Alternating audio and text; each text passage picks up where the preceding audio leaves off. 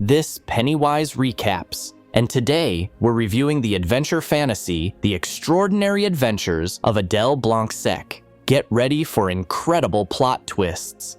Ferdinand is walking through Paris at night and stops at a copper statue of a horseman to relieve himself. At this time, bright reflections appear near the monument, similar to the Northern Lights, but in fact they are light glare from the window of Professor Esperandieu, who is conducting another experiment. Meanwhile, in the city's greenhouse, the result of this experiment is born.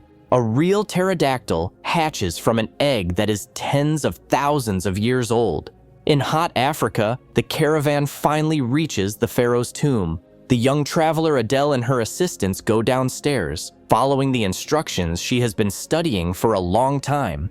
She is not interested in gold or fame. All she needs is to get the mummy from this particular tomb, because all sources indicate that it is the mummy of the great physician of Pharaoh. Despite the machinations of her enemies and the appearance of the local police, Adele manages to escape, taking the heavy sarcophagus with her. A car accident involving a pterodactyl occurs in Paris. The accident becomes famous not only because it was caused by a bird that became extinct thousands of years ago, but also because a famous politician and his girlfriend were in the car. The president instructs his aides to look into the situation, not really believing in the story of the flying monster. However, during a telephone conversation, he sees the dinosaur himself through the window. The president's orders quickly spread through the city, and it comes down to Inspector Capone, who is given only a day to investigate.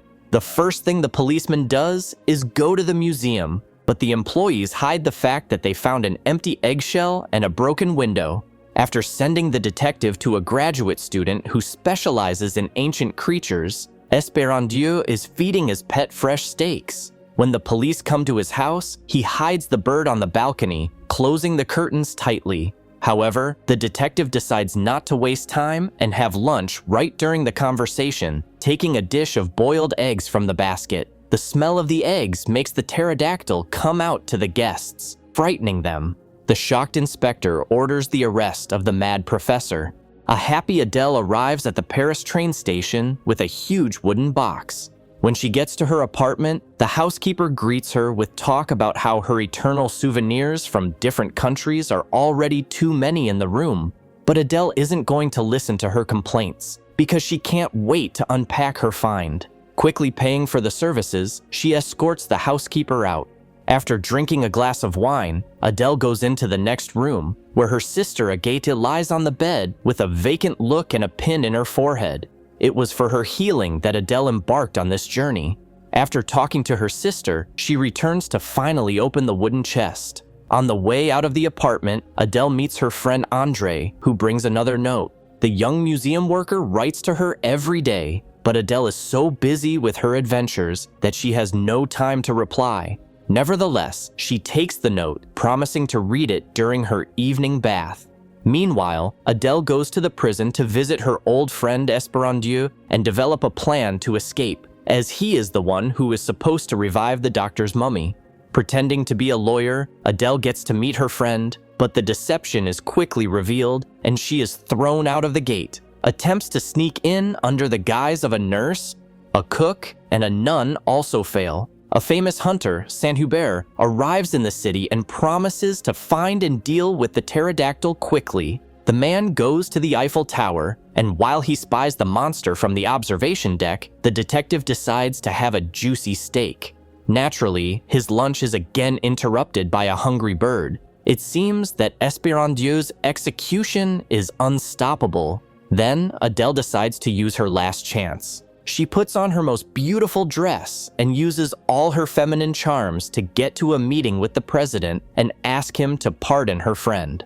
It's not hard to guess how this story ends. The circumstances were different. When Adele noticed an approaching pterodactyl, she covered the president with herself, knocking him to the ground. The guards took this as an attack on the head of state and sent the girl to the police station. The president himself did not even realize what had happened, and was more upset that his little dog had disappeared. The only thing left of the pet was a ball that fell from the sky. Saint-Hubert and the police organized an ambush in the park, wearing sheepskins. They estimated that the giant bird's nest was somewhere nearby. Tired Adele put the mummy in a glass case. Looking at the shriveled brown skeleton, she took off her dress and corset, lit a cigarette, and immersed herself in dreams of how this ancient body would save her sister. Adele decides to take a bath and finally opens her fans' letters. After reading the first one she got her hands on, she jumped up and ran outside. When she met Andre, Adele went with him to see the pterodactyl, next to which sat a happy Nelson. The brave girl decided to ride the monster, and she succeeded. She came up with a plan to free Esperandieu. After circling the city, she flew to the square where the execution was to take place, and a few seconds before the signal, she lifted the professor into the sky. The museum staff welcomed Esper, who had always been their friend. The birds' joyful voices and sounds became too loud and reached Saint-Hubert. Aiming the gun, the hunter pulled the trigger and hit the target. When the pterodactyl screamed in pain, the professor, who had a mysterious connection with the bird, felt the same. Esperandieu felt sick, and Adele hurried to take him home so that he could revive the mummy before he left this world. Esperandieu gave the girl a command to place ancient objects around him and began a ritual, but his strength suddenly ran out, and he fainted. At that time, an exhausted pterodactyl sat down on the ground in the park. Realizing that this was her only chance to save her sister, Adele was desperate, but suddenly the mummy sneezed and came to life. A brown, shriveled man came out of the glass case and greeted the girl, saying that he had heard and seen all the good she had done for him. Adele was a little embarrassed, realizing that her discarded corset had not gone unnoticed either. The mummy leaned over, looking closely at the girl's face, and noticed her resemblance to her sister.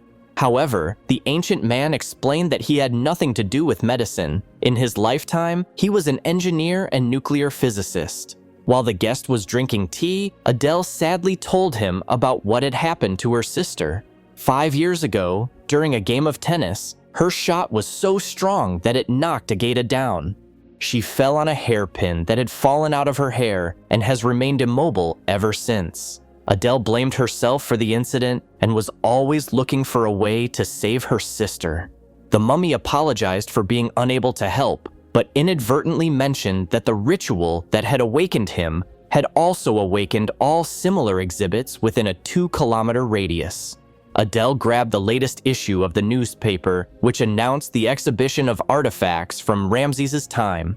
The unusual company set off through the night city. Adele was carrying a cart with a frozen Agata, and the mummy, dressed in a classic suit, walked around as if he had lived in Paris all his life. At this time, Ferdinand came out to the night promenade, looking with fear at the monument that had scared him so much last time. When a shriveled mummy appears in front of him, the man faints. The mummy opens the lock gate by just touching the lock and easily puts the guards who came running at the noise to sleep. After that, the company easily manages to enter the hall with the sarcophagi, opening them one by one. The mummy lines up the pharaoh's subjects near the main tomb, and only then opens the tomb of Ramses. The disgruntled ruler looks around, not understanding why strange people interrupted his sleep. However, Adele cannot hold back any longer, and wiping her tears, she tells Ramses about her grief. After listening to the girl, Pharaoh orders his doctor to examine Agata and help her if possible. Magic begins in the room. The doctor uses vessels with Ramses' organs, takes out a stuck pin, and conjures over the body for a long time. Then he wraps Agata's head with a bandage and leaves her to rest. The doctor himself, along with his awakened friends, goes for a walk in the nighttime of Paris. When Agata regains consciousness, she remembers only being hit by a ball and doesn't realize that 5 years have passed since she last played tennis. Ferdinand also regains consciousness and, looking around, wonders if he has imagined a mummy in a suit. But at that moment, several city guests who have just left the museum approach him, causing him to faint again. Ramses is delighted with the beauty of Paris, But in his opinion, the city lacks a pyramid, exactly where the glass pyramid of the Louvre will appear many years later. Excited, Anrej goes up to Adele's with a gorgeous bouquet of roses, but learns from Agate that the girl has gone on a trip again. Fortunately, her sister turns out to be no less charming, but much more friendly and hospitable. Accepting the bouquet of roses, Agate gladly invites the boy to tea. Adele, meanwhile, boards a huge liner that will take her to new adventures. The girl is a little worried because everything goes wrong from the very beginning, but her thirst for wanderlust takes over. Unfortunately, Adele does not yet know about the fate of the Titanic, on which she plans to cross the Atlantic Ocean. And on this strange note, the movie ends. Thank you for being with us. Subscribe to the channel, like us, and be sure to click on the bell to stay up to date with our new videos.